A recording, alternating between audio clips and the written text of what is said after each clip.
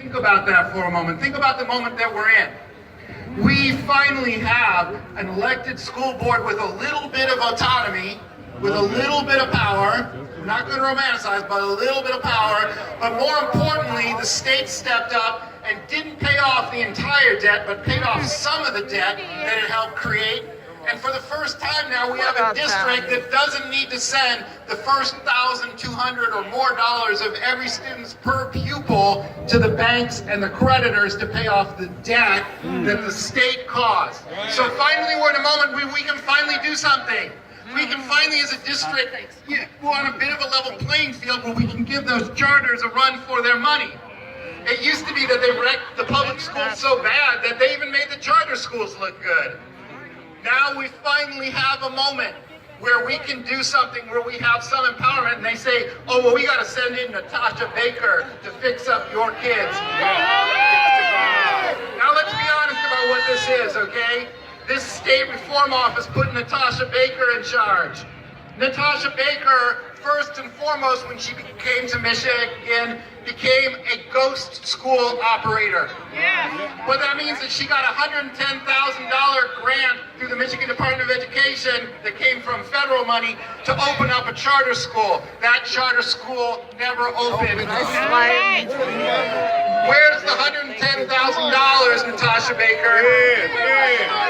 Where's the money at? Where's the money at?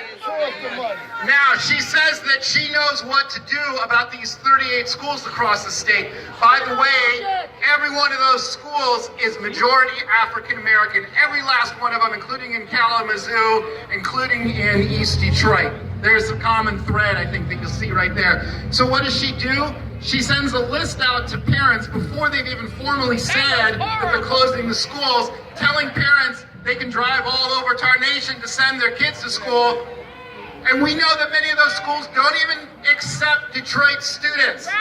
So she's the one that we're supposed to have come in and fix this all and make this all better. You know what the real threat is? The real threat is that Detroiters are finally understanding what's been done through emergency managers to our city, to our schools, to the people of Flint.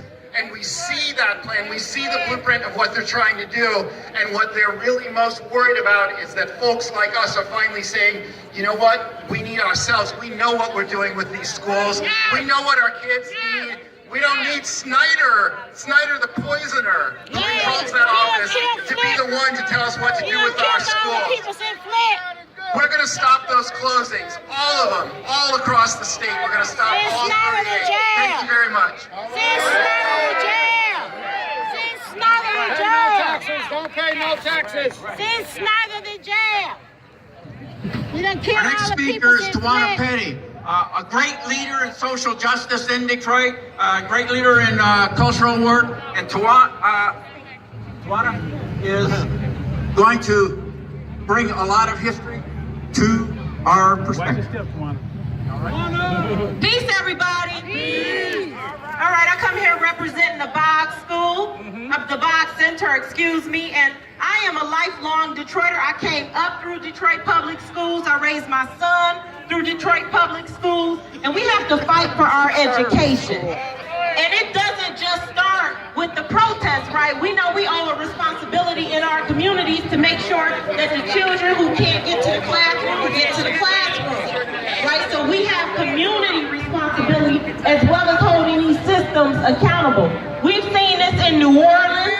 That's a completely charter school district. They used the catastrophe that was created, and then they swept it and made a charter school district. So we have to be cognizant of that. These are not accidents that we're facing. Betty DeVos paid $250 million to the Republican Party to get that seat.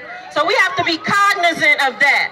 So we owe a responsibility to our children to not only give them real facts about the educational system, inform them about how we are going to fill the capacity that the system has not filled for them, and we have to become neighbors again. Because I really want to shout out to Detroit Independent Freedom Schools for stepping in where a system is trying to attack our children. I really want to lift them up right now. And so while we're under this struggle and we're fighting against what the powers that be. Let's become neighbors again. We are approaching the 50th anniversary of the Detroit Rebellion, and it's unfortunate that we are seeing some of the same conditions that created a rebellion 50 years ago.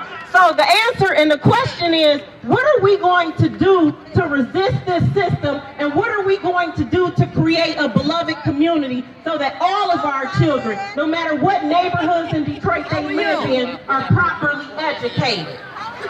Thank you. Thank you, Tawana. Okay. A little business note. There's a couple people walking around with little buckets asking for donations. These signs cost us a lot. Some other costs. So anybody who can throw in $1 or whatever would be appreciated. Just want you to know that they're legitimate. They got red lids on the bucket. If it doesn't have a red lid, it ain't enough. All right. Now we have some parents who are going to